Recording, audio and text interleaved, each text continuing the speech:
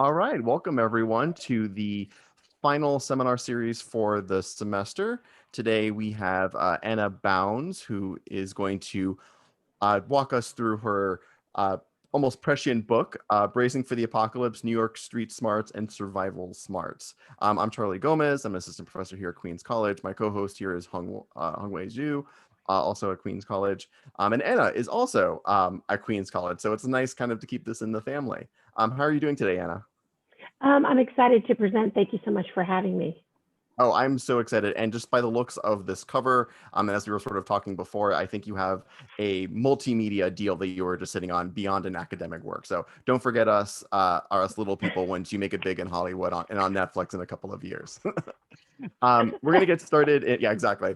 We're going to get started just right now. However, I would ask everyone to mute themselves. We're going to do the presentation a little bit since qual work involves a bit more context with quotes and whatnot.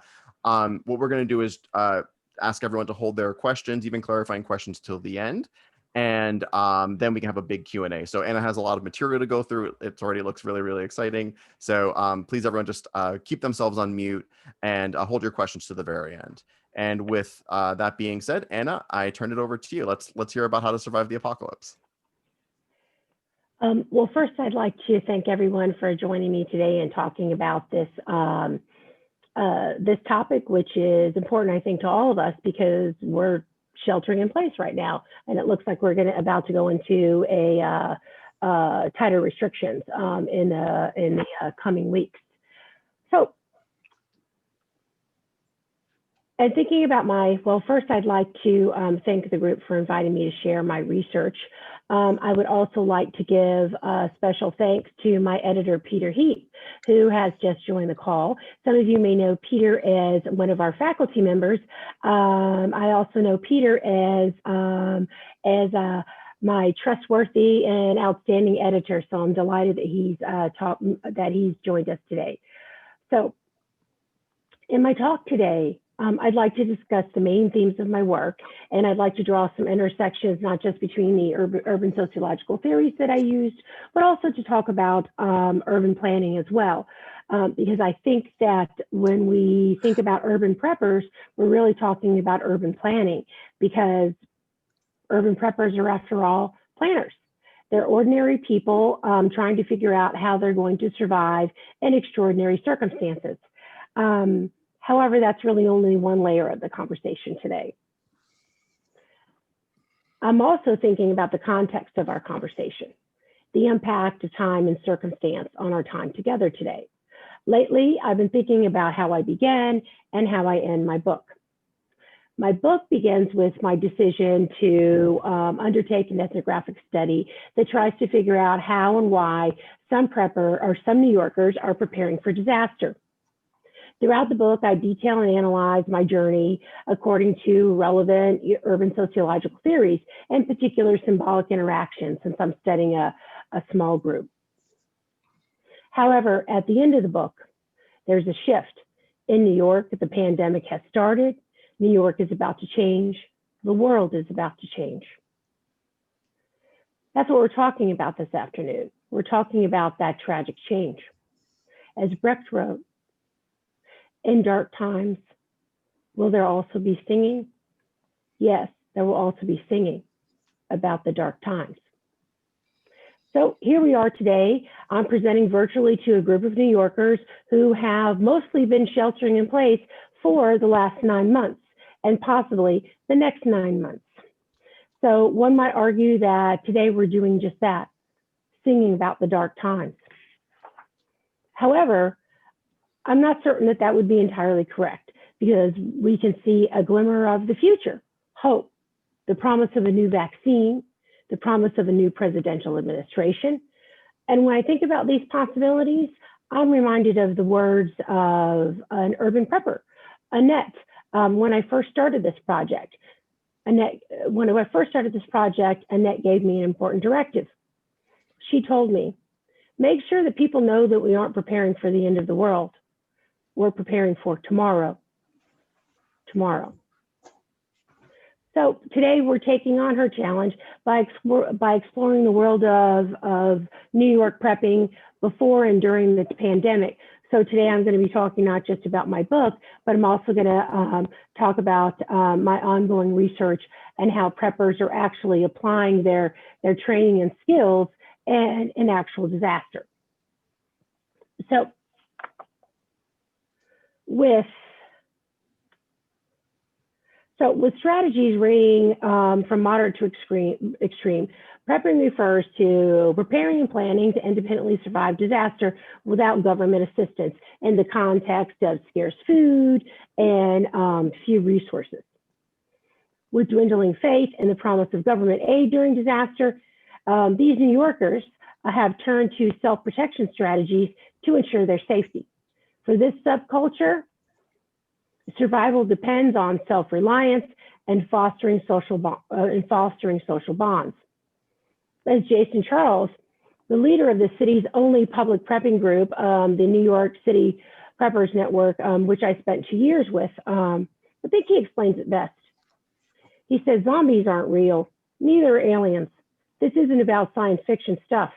Preparedness is about preparing for real things. Real things like we've already been through, like September 11th and Hurricane Sandy. New Yorkers need to be prepared about need to be educated about preparedness skills. So my book is about trying to understand that perspective. After 3 years of research, which involved joining the NYCPN, completing numerous in-depth interviews with both group members and independent preppers, my findings suggest that Jason might be right. Another senior New York prepper shared why learning to prep and becoming self-reliant is so critical. He argued, there's no cavalry coming. The world has grown too fast, where there is simply not enough resources, manpower, military, everything. You can go to a town and there may be 50,000 people. That's not Manhattan. In New York, there's 8 million.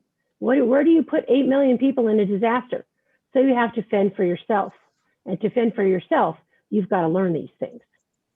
Technically, we're hovering around 9 million now, but I believe this point still stands.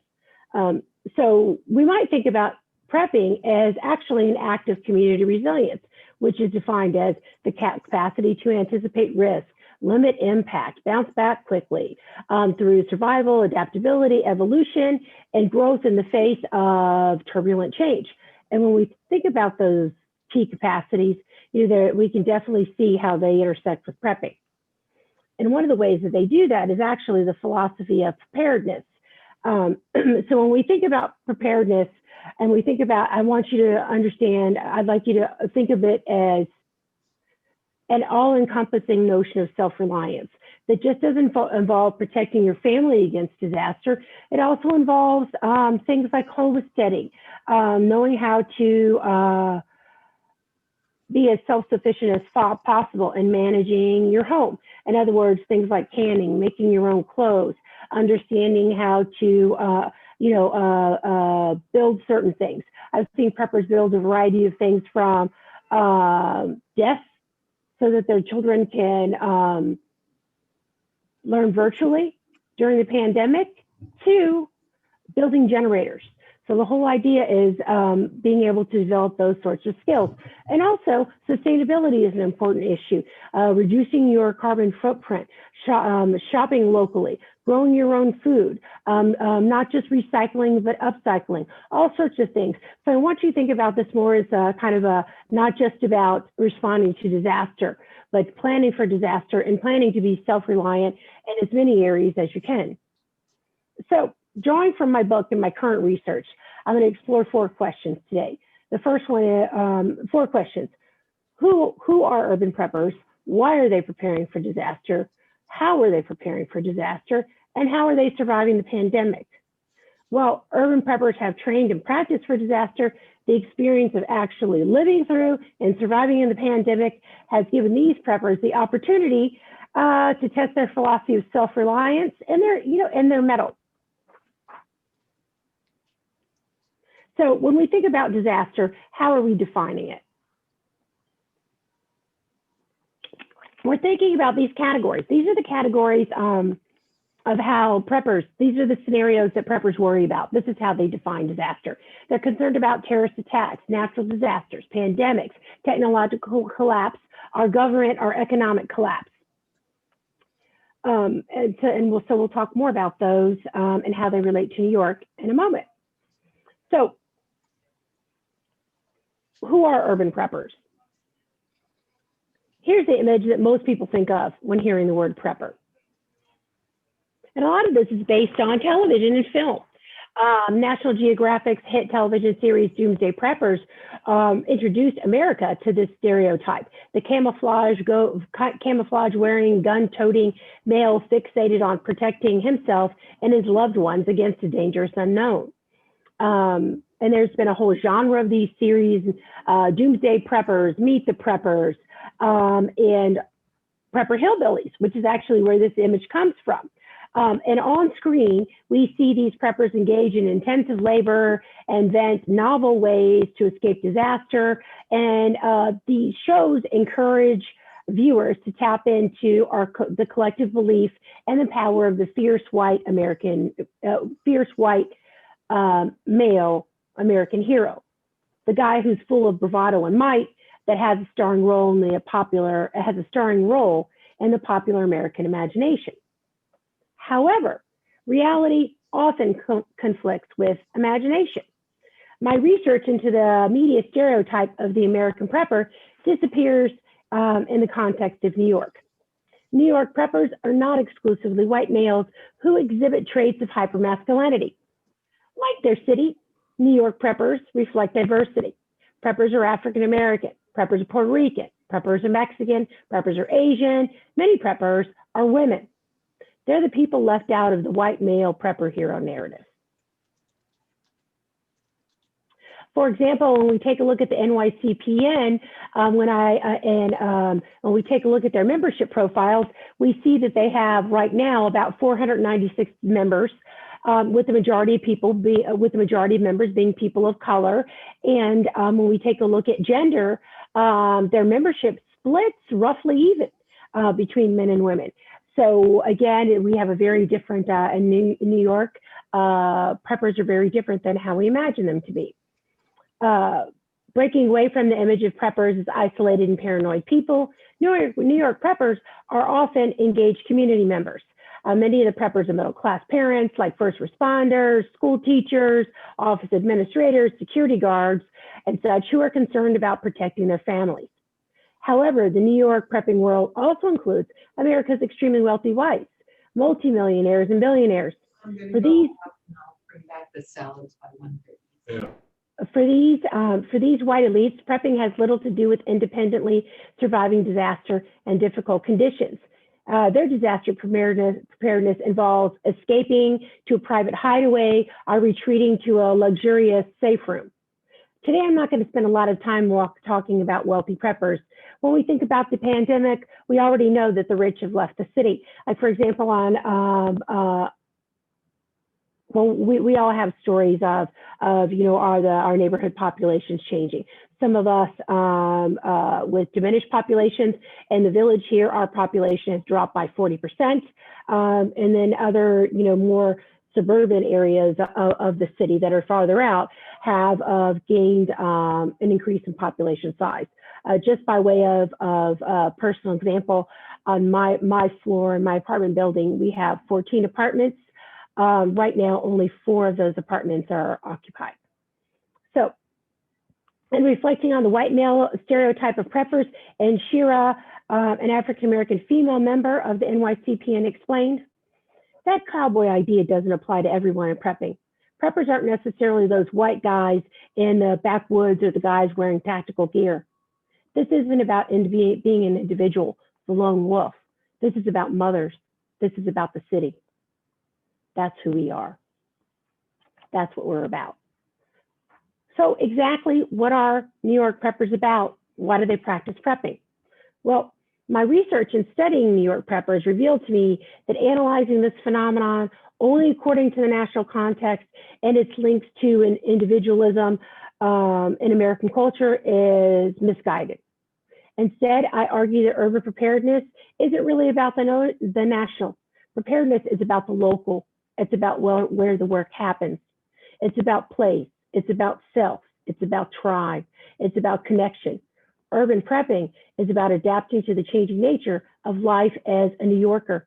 It's about the beauty and tragedy of life in the city. By stepping outside of their identity as a typical city dweller, urban preppers break free of their usual way of knowing the world, and they start to expand their respective self-identities to include new roles and new ways about thinking about life in the city. One New York prepper explained to me, we're about getting you comfortable in the discomfort, pushing you past your normal way of life. However, for some New York preppers, the trials of urban life have also informed their perspective. They discovered early on that survival in the city demands self-reliance. Life experiences such as growing up poor in a dangerous neighborhood or growing up in an immigrant family with no social network has taught New York preppers the value of protecting oneself, as well as the need to save resources such as food and money for a difficult time ahead. Al, a Bronx prepper, recounts his childhood. Poor family, single mom, growing up in a rough neighborhood. I learned about prepping early by watching your back, being mindful of your environment. I learned how to live life on the defense. Neighborhoods had gangs. My neighborhood had gangs, drug dealers. My mom was an alcoholic, so I had to go down to the corner and buy beer and cigarettes when I was 10. People on the street know you. My mom was tough. She was in a gang. She knew how to fight. She would always teach me to watch my back. That was her instinct. We started prepping, my cousin and me, around 10. We would make plans in case something was going down. What are we gonna do? Weapons, stars, knives, not money or food. We were kids. We were thinking about fighting off people. We even had a meeting spot. We had no real name for it. We would always just say, we gotta prepare. The Doomsday Prepper Show gave it a name. For Annette, Al's wife, her interest in prepping is rooted in her mother's tradition of stockpiling food and basic supplies to protect their family during times of financial insecurity.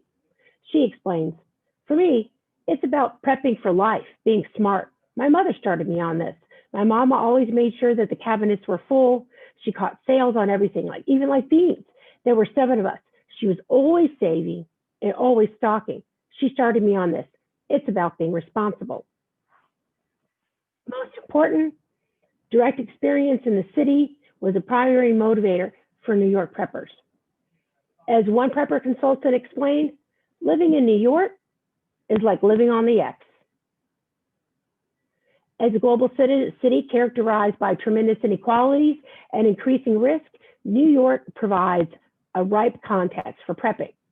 And there were three disasters that immediately come to mind. My book takes a look at the recent history, the 21st century, basically the parameters from roughly 2001 to 2020.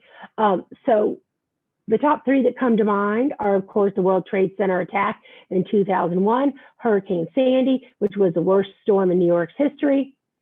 And then in terms of pandemics or epidemics, what we have going on right now, COVID-19. So those are roughly the 3 things that come to mind when we think about New York's disasters and disruptions. But when we really take a look at, when we take a closer look at New York's history of disasters, here's what we see since the start of the 21st century. We don't just see one terrorist attack, we see attempted attacks. For example, the year 2017 had 2 attacks. One, the Port Authority terminal bomb attack, which wasn't as successful. The bomb did go off, but it actually malfunctioned and just injured the attacker. And then at that same year, we also have the West Side bike path terrorist attack, in which we had a truck run over several people, and was a significant tragedy. When we take a look at natural disasters, we see Hurricane Irene, all sorts of things. Before we had threats of an epidemic, threats of a pandemic. When we had the threat of Ebola, Zika, and we also had swine flu as well. Technological failures, the blackout, and then also we had the Great Recession. So when we take a look at the recent disaster, the recent history, we can start to gain some insight into why people are so concerned and how New Yorkers have actually had direct experience with disaster. So urban prepping is actually also connected to urban citizenship. The city dwellers' set of rights and responsibilities, including safety, political engagement, tolerance, recognition, and freedom. Urban prepping emphasizes the rights to safety and recognition. For people of color who recognize that their communities have been underserved in previous disasters, prepping represents agency and demand for recognition to address inequalities. Inequalities specifically in the distribution of resources and aid. In this regard, urban prepping makes a significant break with the misperceptions people have about preppers' motivations to prepare against disaster and the rationale behind their lack of trust in government. As depicted in the media, a stereotypical drive to stockpile and prepare for disaster is spurred by conspiracy theories, such as the fear that they're going to lose sudden loss of Second Amendment rights. Conversely, after observing media coverage of communities of color and poor communities, how they receive little emergency support during disasters, such as Hurricane Maria and Hurricane Katrina, an urban prepper may believe that one should prepare themselves for disaster without having to rely on government assistance. So we have a really interesting context. In the first case, when we think about the stereotype of a preppers, we have someone preparing because their perception is preparing for disaster because they perceive that the government's coming for me. Whereas an urban prepper may prepare because they perceive the government isn't coming for me, which are two fundamentally different ideas. So how do New Yorkers prepare for disaster? How's it different from rural and urban preppers? What's the significance in terms of urban sociology and urban planning? Well, in my book, I take a look at their two main strategies of survival, and I'm going to kind of move through this because I would like us to talk about how this is occurring right now with the pandemic. So when we think about the two main strategies of survival, they're bugging out, which means leaving the city, and bugging in, which means staying in place. Both of these strategies require a very specific set of skills. For bugging out, you're leaving for a safe haven. You therefore would be interested in learning wilderness survival skills. In the event you have to remain outdoors for a significant period of time, it would also benefit you to learn first aid skills. In addition to first aid skills, some preppers actually go beyond being certified in basic first aid to being certified in wilderness emergency medicine, which is a very challenging thing to do. With bugging in, we have sheltering in place. Many of us have experience with that. Bugging in focuses mainly on a skill set involving household management, understanding what exactly your family needs to shelter in place for a significant period of time. That also involves knowing first aid skills as well. Now, in terms of symbolic interactionism, one of the interesting things that I discovered as preppers train for disaster and go about creating their social worlds, there were two significant things. Bugging out and bugging in both had a specific social artifact that helped the group, that you were judged by, that helped determine your merit as a prepper. The first one for leaving the city was a bug out bag. Your credibility was established by the kinds of skills that you had, the kind of tools that you carried in your bag, and how you were able to use those skills. The interesting thing about a bug out bag is we always imagine a big, huge bag that contains a tremendous amount of supplies. That's really not the case. The more advanced in prepping you become, the smaller your bag becomes.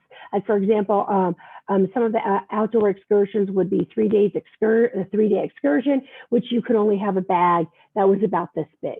And you were without any water. So you were expected to find a water source, know how to filter it, and know how to survive on the contents in your bag, or go out and search for more in the wilderness, more supplies in the wilderness. For bugging in, right, the social artifact that was particularly significant, or that is significant right now for determining your merit as a prepper, is your prepping closet. In other words, the kinds of food, provisions, supplies, that you have for your family to endure the pandemic. And we're going to talk about that more detail in a moment. How am I doing on time? I'm not having the clock up. I feel I have about 15 more minutes. Charlie, is that right? Yeah, you're good. Keep going. Okay. We're at 12:43, so you have time. Okay. All right. So when we think about so when we think about the design of the city and prepper strategies, that's where things become really interesting. Now, take a look at this. One of the first issues is New York traffic congestion, and the limited number of exit routes from the city play a tremendous factor. And this is just the number of exits that we have in terms of bridges. So with preppers are always thinking, how do I get out as quickly as possible? And many of them have determined that in the event of a disaster striking, not something gradual like a pandemic, but let's say an immediate collapse, they predict that they will have to walk outside of the city. So when you're thinking about walking outside of the city, you're thinking about routes such as this. So immediately, the nature of New York impacts how people prepare for disasters, very different from rural and urban preppers. For example, if disaster strikes you in Manhattan and you decide that you need to leave the city, you have to, you're going to leave on foot. You have to understand that in Manhattan, on the weekend, our population is a little over 1 million. During the workday, non-pandemic workday, of course, Manhattan's population soars to roughly about 3 million. And I'm sure we can all, thinking about September 11th, can recall pictures of thousands of people walking across the Brooklyn Bridge in order to escape. When we think about urban design, city parks also play an important role. Many preppers, knowing that their teens and late elementary school children are often involved in activities. Sometimes they practice their walking out of the city exercises, their bug out routines. They meet at neighborhood parks, areas where children are familiar with, rather than at home for exiting the city. Some preppers understand that big parks like Central Park offer important resources for food and fuel during bug outs. Architecture, types of buildings and locations plays a significant role in planning a bug out. For example, some preppers have a list of buildings that are where you can save time by cutting through the building very quickly on your way outside of the city. Also, what about needing to hole up in a building for a couple of days? What classifies as a fortified building that might be safe? In the pandemic, people are now thinking about what makes a healthy building. What are air filtration systems like, and so forth. So these are things that preppers are also always thinking about. Buildings that have rooftop gardens, buildings that have indoor vertical gardens.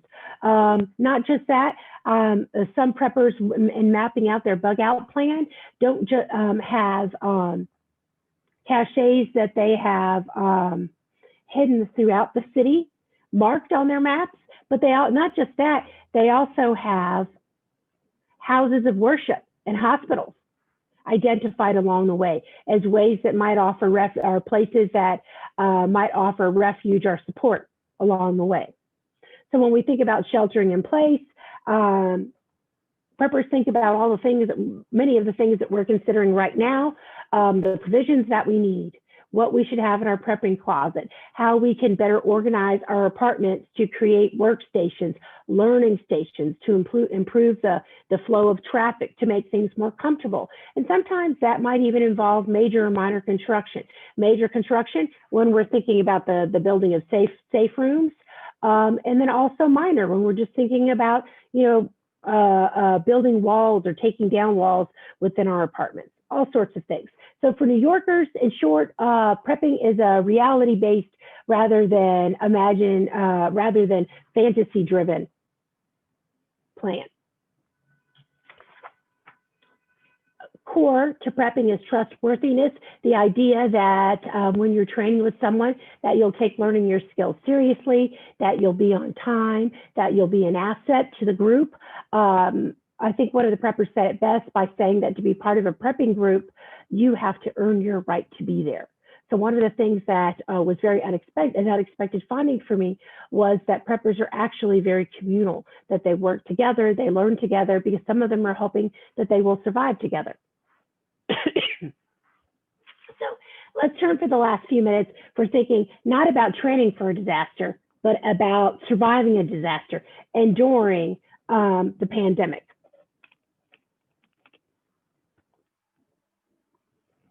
I'm just going to go through some of the highlights on this. I'd like to start. So what we're going to take a look at is first, perspectives on their philosophy of self-reliance and their expectations of government, how have those changed. And then we're going to take a look at actually some of the things that preppers are doing to try to endure the pandemic. So here's a terrific description that a Manhattan prepper gave me about surviving the pandemic, about his family's experience.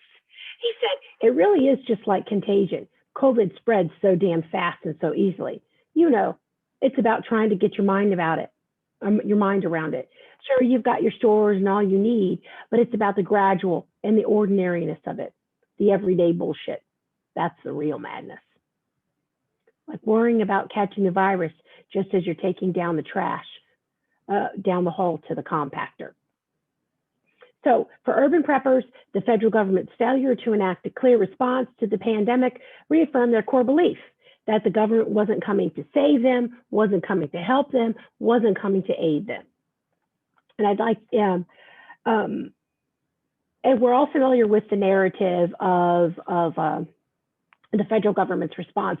We know that critical missteps were numerous, everything from starting with the president's lack of response to early warnings about the virus, to the failure to coordinate a national supply chain system for protective equipment and medication, to the debate about masks, not wearing masks, and then now, just as we see with yesterday's news, the failure to take advantage of ordering as many doses of the vaccine as possible. So we know that there was a lack of a clear and comprehensive plan at the federal level, and as a result, and we had a push from the federal level to basically pushing the problem of the pandemic onto the states. As New Yorkers, we know that in March 2020, we became the first epicenter of the pandemic, and we know that the pandemic, the responsibilities for trying to provide aid to citizens was mainly absorbed by the state. And many of us think about Governor Cuomo's daily briefings and trying to provide transparency and updates about how the state was trying to help lessen the impact of COVID on its citizens. The press, I don't know if you all know this, but the Cuomo's daily briefings, he actually won an Emmy for those. Yeah, just 2 weeks ago. And basically the quotation is fascinating. Basically what they argue is that he really created a story.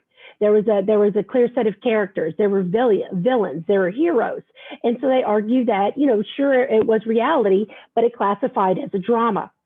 And this is what the Emmy, the CEO and president of the Emmys had to say. People around the world tuned in to find out what was going on, and New York Tough became a symbol of determination to fight back. which is interesting, right? You may also not know, and I don't have I'm going to refer you to look this up on your own.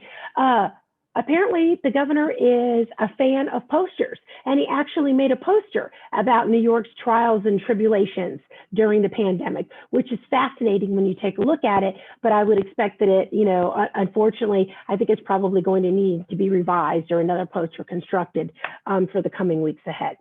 So when we think about preppers, as I said, their expectations of their lack of expectations, we should say, in the government federal government were reinforced.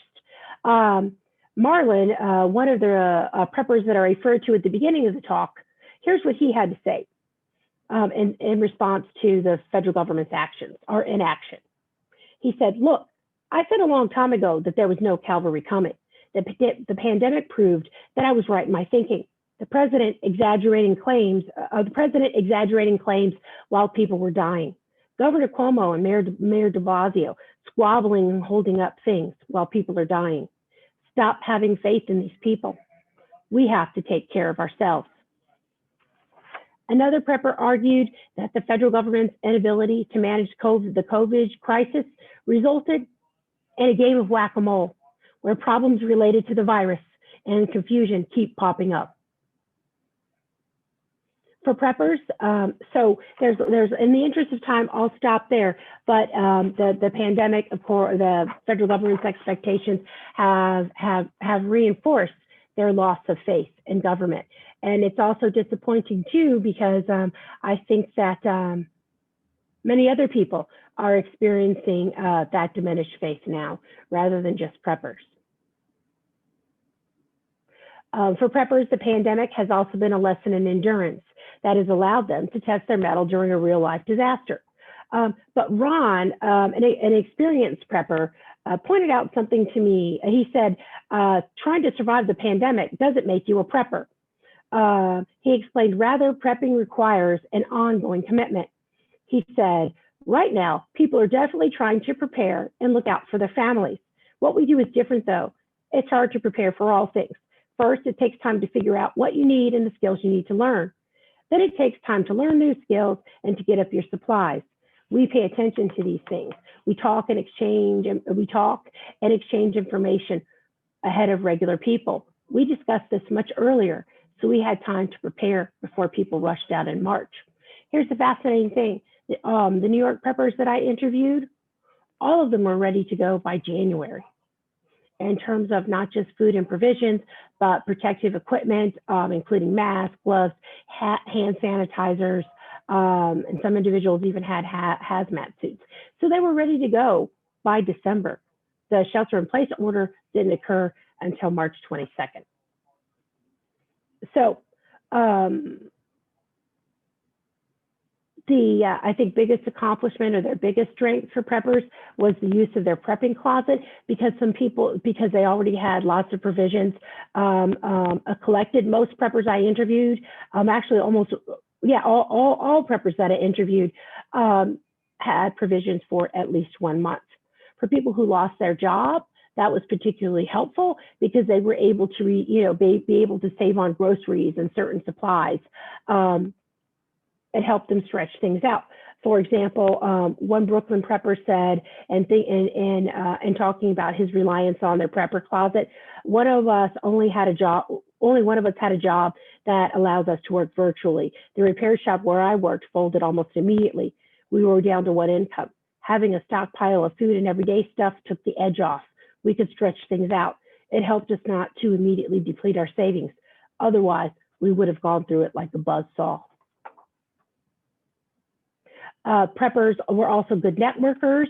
They engaged in resilience building activities, turning to help neighbors prepare for the disaster, giving supplies, and organizing and participating in neighborhood networks to help deliver medication and food to the elderly, to take on all these sorts of neighborly tasks that we wouldn't expect from preppers.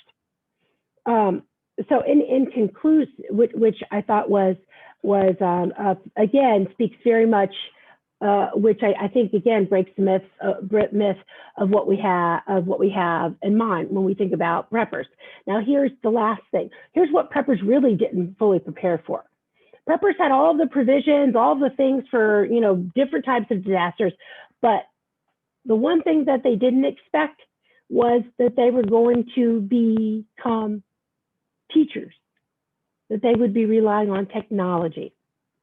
As Julia Prepper explained, I never expected this. I always expected that if something really bad happened in the city, we would have to bug out, that we'd be rushing somewhere and outside trying to reach safety. I never thought that we would be stuck inside. The stress of the city would be things like trying to the stress. I never thought that the stress and the crazy would be about things like trying to schedule teaching and learning time for my 3 kids on our one computer. Honestly, I thought this was going to be about not having technology. So in conclusion, I think one of the, Lachelle, another long-term prepper from Brooklyn observed about the pandemic. She said, and the lack of government assistance, she said, and the importance of prepping and how everyone has sort of become preppers now. She argues, we are vindicated, not that we wanted to be. We want to help people. That's what this is about. You can't survive without being community. And I'd like to end there. Thank you. Anna, that was fantastic. Thank you so much for that presentation. Let's open up to some Q&A.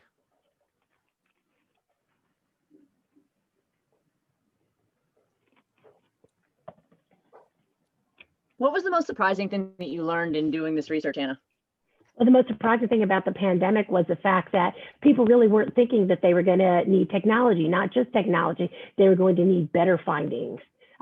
Better technology in terms of, that's my pandemic research. In terms of the book, the biggest finding was that New York preppers are communal and they're preparing based on their direct experience. A lot of them are first responders, and they've seen that, the government becomes overwhelmed or mismanages responses to disasters.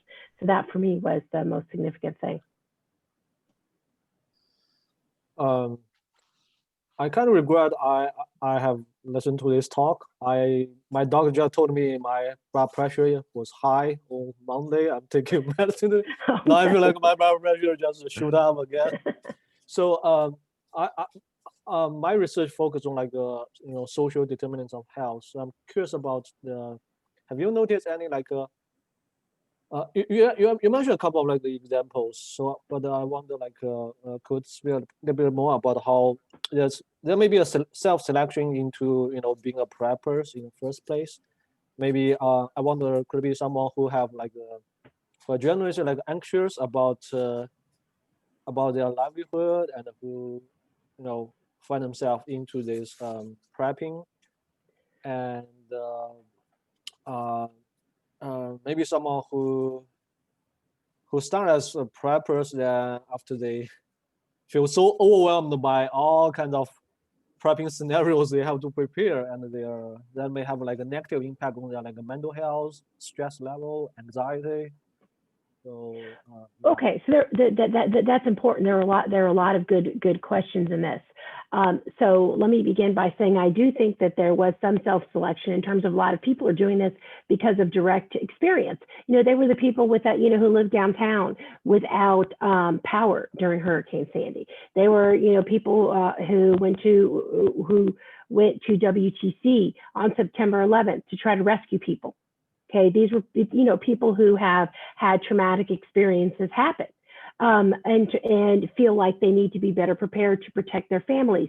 In terms of, a mental illness where there have been, if there have been, people who were clearly on edge, very paranoid, the surprising thing was that I really didn't encounter that. I would also argue that those sorts of people wouldn't be reaching out for communal activities, right? In terms of joining prepping groups or networking with others.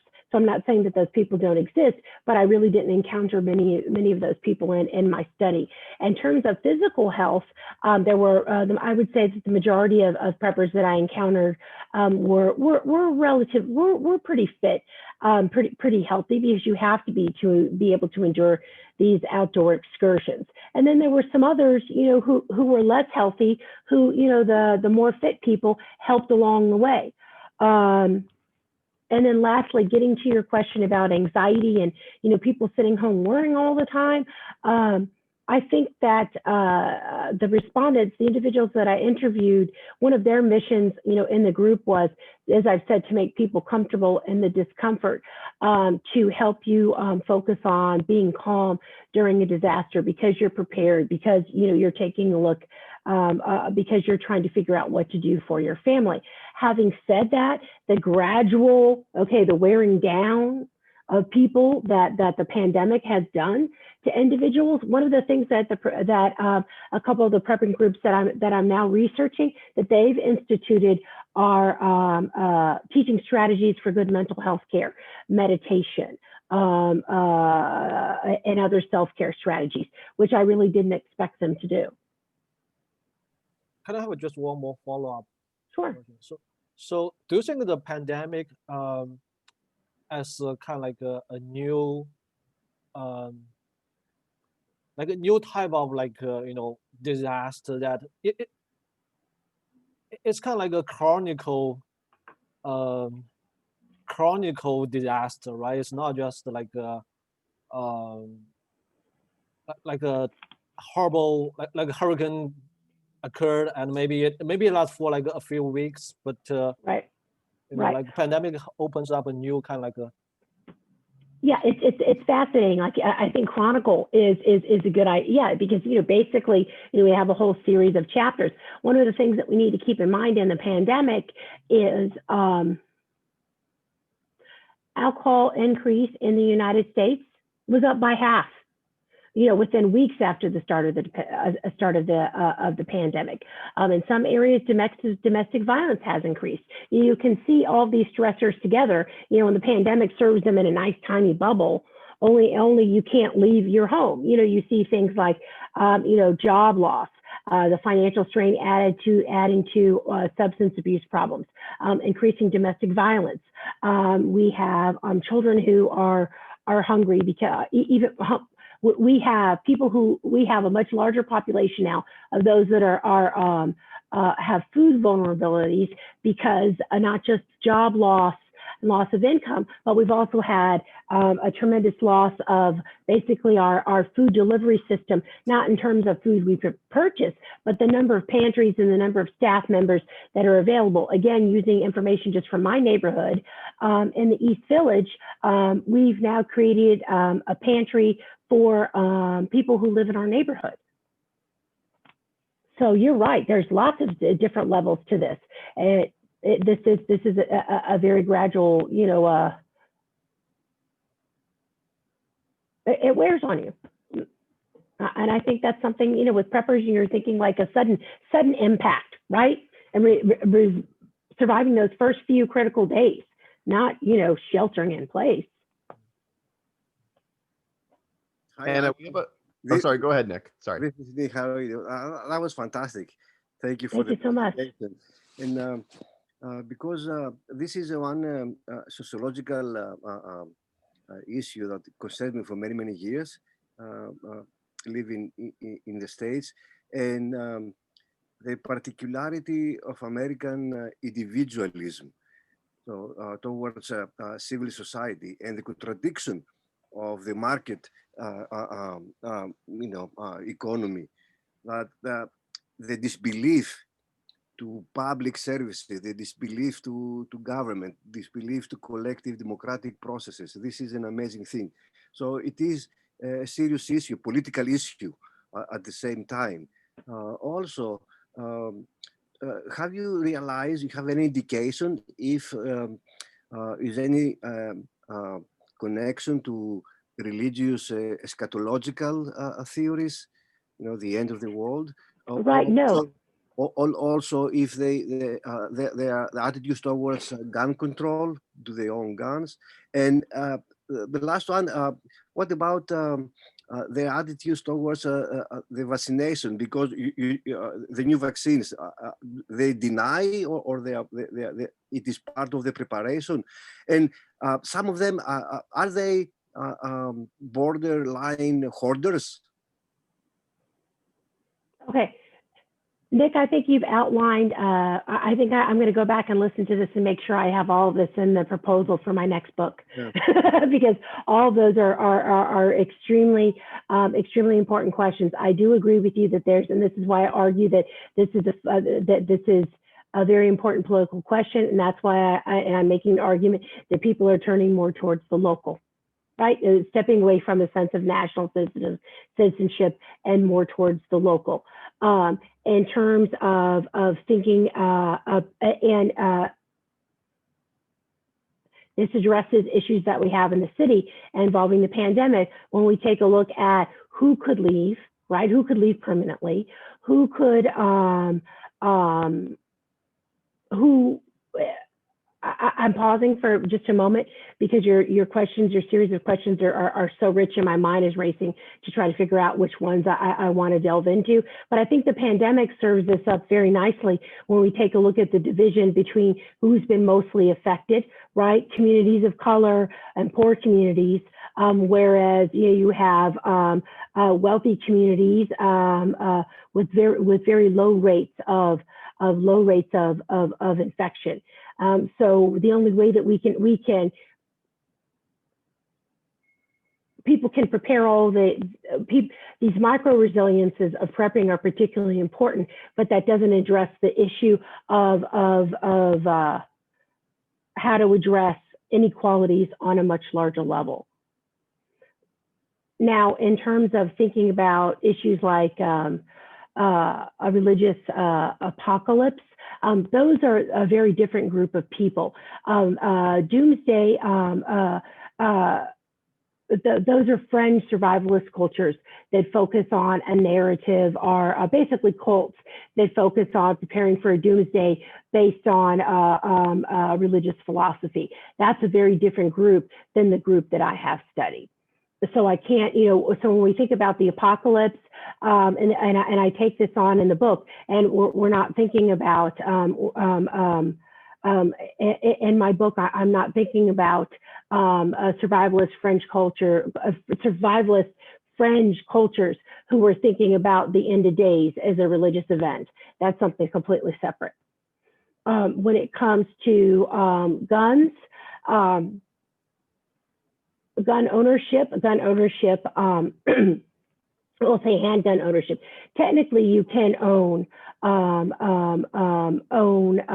gun in the city. It's a bit cumbersome to go through those laws, but there wasn't a lot of discussion of gun ownership because there's many people don't have guns, and the focus was on preparedness, trying to figure out how you can make your families meet your family's needs.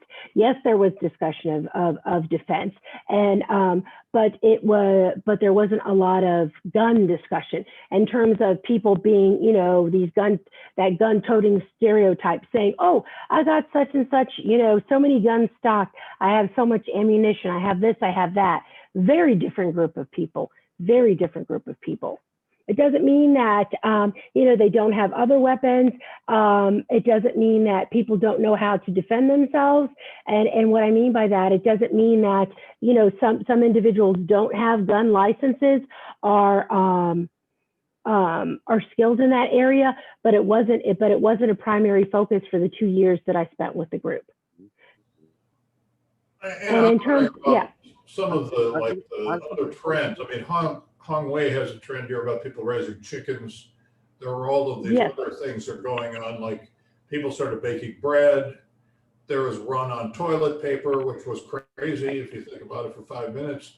Right. A run on Christmas trees, apparently. Yeah, but there aren't any Christmas trees in my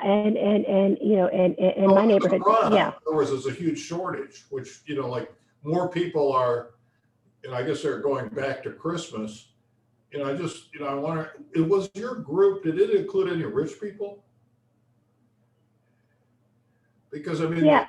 Because the Hamptons filled up. The summer season in the Hamptons started. Oh yeah, The wealthy, independent. I basically study true groups, and I focus mainly on the group today. But the very wealthy preppers, they were already gone. And you're right. They went to their second homes. They went to their strategic relocations. I mean, as soon as, quite a few of them left, before March. Were already gone by February. So they did exactly what they were going to do. The wealthy preppers, had the idea that they were going to leave the city, and they did.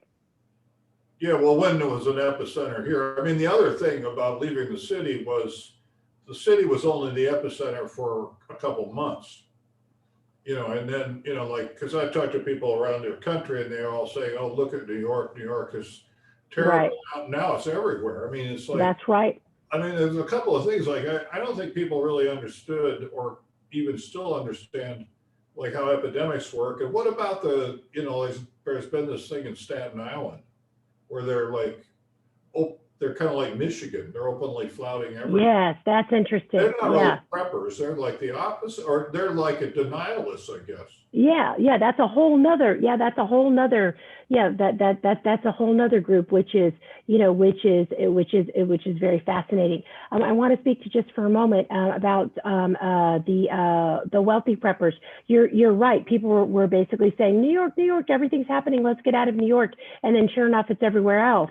But in some of the areas where I know that some of these wealthy preppers have gone to, they've gone to things like, gated communities, not that COVID isn't there, but then taking a look at their infection rates substantially lower. And some of these individuals have compounds too, where they have staff, where everything is, was waiting for them. So they didn't really need to go and interact with others. Everything that they have is there. But yeah, Staten Island is terrifying. It's terrifying. I don't know if this has to do with, let's say a mental health issue in terms of pandemic fatigue. I would argue that that's probably an element, because think about it. Where are these people raising Cain in Staten Island? It's a bar, right? And we've had other situations where the bar owner says, no, I'm interested in staying open. A lot of it has to do with places where people connect, right? Where people go to, enjoy each other's company. So I think that's an element as well. Anna, can you hear me? Yes. Barbara. Hi, Barbara. I think your presentation is just magnificent, and I can't wait to read your book. Yeah. Thank you. One of the things I noticed in my classes across CUNY, but initially at Kingsborough and then at SPS and everywhere else in CUNY, our students have no clue, typically, you make a wonderful distinction between these stereotypes and the reality of surviving disasters, but our students often have no clue about what a realistic preparation, well, sometimes even for next week, but a realistic preparation in the event of disaster might look like, how to survive in an urban setting without basic access to resources. We saw this in 9/11. I was teaching during 9/11, and my husband was in Tower 2. And I was teaching during Superstorm Sandy. And even in CUNY, many students or many administrators didn't realize the students were not going to have access to phones or internet or other things. So I think your presentation in your book is just fabulous. So Holly's question is a good one, because I would tend to see that the same way. The Amish, the religious orders, some of the religious groups have always emphasized community during disaster. But I would really like to hear your response to Holly's question. Thank you very much. Was Holly's question in the chat? And maybe I don't see it. In the chat, are any of the preppers angry with or resentful of the government or institutions for failing us in the pandemic? Or are they more likely to be libertarian-minded and believe in individuals taking responsibility for themselves, even during disaster? Yeah, there was definitely, disappointment, but they were already prepared. One of, the preppers explained to me, they didn't necessarily want to, I'll use the prepper's word, Michelle's words, you know, vindicated, you know, that they were hoping to be proven wrong, but they weren't. So I think, you know, that there's, you know, some other people were, you know, we already know, you know, just like Marlon says, you know, their argument was, we already knew that the government couldn't help us, you know, stop having faith in these people. You know, so is there, you know, is there resentment? Yeah, you know, absolutely, because it's interesting to me because a lot of these individuals were very community oriented. So they're out there helping people. And when you think, and, you know, and many of them talked about the idea that, no, I don't have faith in the government, but damn it, they had a chance to do something and they didn't. You know, was their perspective. Thank goodness I'm ready, but not just I'm ready. I was ready early so I could go out and help my neighbors who know that I'm a prepper and, you know, who thought I was crazy until 2 weeks ago when they needed help. And I was glad to help them. So it's been, I think, a very kind of confusing moment, you know, for a lot of, you know, for a lot of these people. And I don't think that, you know, they're fooling themselves and they're thinking that, you know, prepping can help you survive. But you know, you can use all the essential oils you like for a tummy ache or to help stop the wound bleeding. But, you know, using essential oils isn't the same thing as having a vaccine, right? That ultimately is the work of government. And I wanted to say when in reference to Nick's question about arguing if these people are hoarders, I don't, in terms of the prepping closets that I've seen, things were quite orderly. Some individuals were very creative with space, you know, given the small, you know, given New York apartments, you know, stored things under beds, you know, would use a hallway closet. Would instead of having regular end tables, would have end tables or coffee tables that you could lift the lid off and store supplies. So I don't think, you know, so the individuals that I interviewed that shared their prepping closets in spaces with me when I visited their apartments in advance of, you know, the pandemic, it wasn't as if these people were living, you know, amid stacks of, you know, 50-pound bags of rice, right? But that doesn't mean that there weren't people there, you know, like that, you know, because certainly there are. But hoarding, and I met with actually a psychologist to discuss this. Hoarding is rooted in again, I'm not a psychologist, but its genesis is different. It usually results from loss, like a parent with the loss of a child. Or something like that, the idea of trying to hang on to everything you can. There is no preparation. You know, it's not about preparing for disaster. It's about refusing to let things go because unfortunately you've already lost something very, very meaningful that can't be replaced. Holly has a question, Anna. One last question. What is the best way to get your book? Oh, you know, the cheapest way would be to order it through Amazon Kindle. Yeah, the hard copy is still a bit expensive, but it can be ordered via Kindle. Yeah, that would be your cheapest and fastest bet. Okay, thank you. Thank you. Holly has a follow-up question. So, are preppers likely to wear masks and practice social distancing?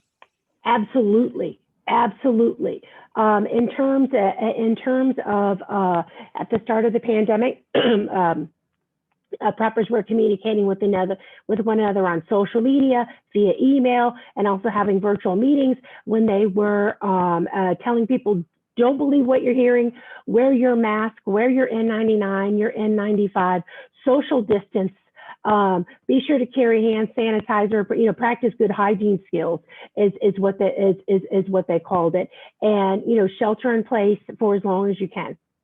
So they were from the start, you know, I would say good representations of that, and having, you know, masks that weren't available. There's a story that I share in my recent paper on the pandemic, where I interview a prepper who had a couple of I think N95 masks available, and put them for sale. I think on Craigslist Craigslist or something, a local, you know, website.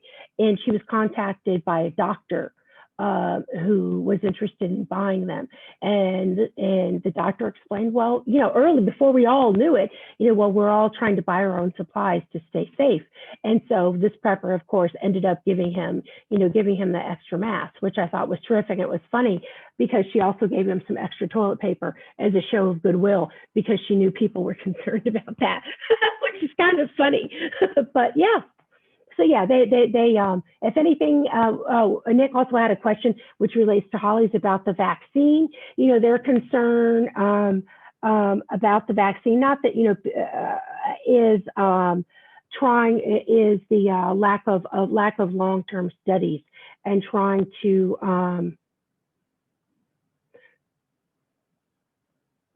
figure out all the same questions that we have. And of course, this now discovering that we don't have enough vaccines to even start to get a little ahead of this, it's just going to reinforce their lack of faith in government as well.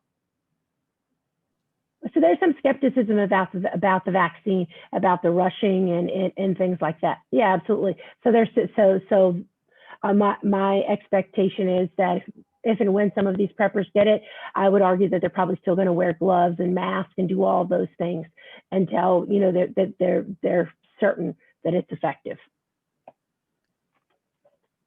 And I have a quick, well, this is probably not a quick question, but I think we're kind of towards the end, but like maybe this actually might be where you're going for your future projects. And I know this is a very New York centric, very American centric, and a lot of the themes that we've been touching on is sort of this notion of almost American rugged individualism, libertarianism, sort of what Holly was sort of getting at and others. Right. And I'm kind of wondering on Earth 2, what are the conditions with which these prepping communities don't necessarily aren't as vibrant as they are as the ones that you've interviewed, right? So I would imagine that if you were to go to Norway, Sweden, the Netherlands, where there's much higher values of social trust, social cohesion, trust in the government, that these same communities, let's say in a world where COVID didn't exist, right? Because obviously COVID is sort of this big exogenous shock. But what are sort of these like exogenous conditions with which like these prepper communities come together? Like, why is it that we see them in the US and not necessarily in other countries, right? And I'm kind of curious to see sort of like, I know that's not really what we're doing here, but like, what would this international comparison look like? Well, it's I'm going to answer it informally first. It's interesting because, I've given, a number of, interviews and, with Europeans trying to get their mind around the idea of American prepping, why it would exist, because the government works for you, right? It's the government's responsible for protecting you. These are things that the government should provide. So, lots of times the interview is, spent, basically trying to get their minds around, the different notions and the different expectations that, we have here of, just a different form of government. And yeah, it was a little depressing to hear how, things were moving along smoothly for them and maybe not so much for us. So that's kind of my personal, when I'm carrying personally, that kind of like diminished, confidence, but in terms of, this sense, people always say, well, this is the American go-do, the American spirit, this is the idea of independence and this was what our country was founded on. But, but when you take a look actually at, a real American history, I'm not saying that isn't part of kind of our culture, but when you take a look at how we won, the war, how we gained our independence, we didn't do it by acting as separate individuals, right? Or acting as only, new Americans, right? There was a lot of, we received help from other countries. There was a lot of our working together. So I think that's an American myth. And when you see these preppers say, yeah, I'm going to learn how, I'm going to protect my family, they're learning from each other. So I think the communal's always there. Even independent preppers who aren't part of groups, who watch YouTube videos, they're learning from someone, who post, who make comments, right? Who go to events at REI, or whatever the case may be. They're still working together. I didn't know they had events at REI. That's fascinating. Yeah. And Campmore in New Jersey too. But there's, all sorts of, the idea of learning from one another, I think in community, and I'm not trying to sound idealistic, that's just the reality, of how these people are learning how, to survive. Yeah, these communities of practice is also it's a interesting emergent phenomenon in and of itself. Aside from this notion of of doomsday prepper, how these people can come together. I'm assuming through various forms of social media that wouldn't have been possible 20 years ago, where they can Right. find sort of these like subcultures and sort of share best practices. Right, that in and of itself is also like a really interesting sort of case study. Yeah, there's so many cool nuggets in this. Yeah, and that's the beauty of living in the city, like agglomeration, that there would be, a clustering of all these people who could get together who have similar interests, right? And it was, and a cool thing too, a lot of individuals, these preppers that I've talked with, didn't have any wilderness experience, hadn't been hiking, really didn't know anything about, camping. They know about life as a New Yorker. They know about, the immediate gratification, right? Different sensibility. I made the joke in a footnote in talking about sheltering in place. I made a reference to seamless wasn't going to be available during a disaster. For a while, it wasn't, right? I think for most New Yorkers, you would imagine if Seamless were to go down, that's the things have gone really bad. That's the start of the apocalypse. yeah, that for me, absolutely, absolutely, and that speaks to Andy's point about how there's been a renaissance of all these homesteading skills. Learning how to bake bread, learning how to can, learning how to do all these things that have long been, forgotten. And I'm not trying to romanticize it. It's something that is actually born now out of necessity. Right. If I can ask, what I know, someone asked earlier about guns, but what was the role of guns in your study? Because I know, like, outside of the city, prepping is very much associated with guns. And as someone who's been in Iraq, right, we know what society looks like. Like, there's this idea that, oh, you never need a gun, but when society breaks down, yeah, you do. So, like, what was the role of guns and arming themselves in your study? That's the interesting thing. There was very little discussion about that. Remember, I'm from the South, so all of my family members, not all my family members, but the majority of my family members are hunters, are people who hunt and fish. So it's not like it's not my sidestepping the question of guns. I'm arguing in this particular subculture, some people did hunt, some people did fish. But it wasn't a very prominent element because because they were going on excursions, learning how to build fire, learning how to tie knots. They were doing other things. There wasn't a focus on this. So that's what I think is interesting. When we talk about your culture, Jess, and when I say your culture, what your study is about in New York, I would argue that it's very different, which is surprising. And again, I'm not saying that that people that some people didn't own guns, but they certainly didn't talk about it. So I'm sure that there are some individuals who have them. But it wasn't illegally, and I know actually a few who have them legally here in the city. But it wasn't something that was foregrounded in the meeting. In the book, I referenced one chapter where there actually the discussion was about guns and basically how to survive if there's an active shooter in your area. And during that particular moment, there was a news, basically a push notification news bulletin for older folks like me on our phones, that alerted that talked about shooting in a Texas church. And at that point, I become very upset and distracted, because I was thinking about, my relatives in Texas who are devout and attend church on Sunday. But yeah, so it's there, but it wasn't something that was paramount in New York. Well, I think I think what you've stumbled across is a really interesting way of looking at gun culture, right? And looking at it in terms of like, these are tools that can be used if necessary. They're not this detachable, exoskeleton of masculinity or this way of getting revenge on people that have harmed me, right? Like, it seems like it's very much just another tool in the kit bag, so to speak. Yeah, and I think I want to clarify, I'm not studying gun culture, I'm studying prepping culture, which is No, I something know. I'm just completely as a, different. like, Yeah, yeah, but I because just, there is for such a people who prepping aren't culture familiar. outside of gun culture outside of the city. Yeah, So no, I yeah. absolutely understand that. I think it's an interesting finding that you've got there in terms of they're using guns as a tool inside of this prepping culture. It's not this predominant thing like it is outside of the city. Right, right. And it was funny because, you know, my cousin lives in rural Texas, and, he gave me a call, early in the pandemic. We talked more frequently, but he called and said, "Hey, look, I'm a little bit worried about you there, and he said in a very nice way, "Hey, got plenty of what you don't have, meaning I have plenty of guns and ammunition.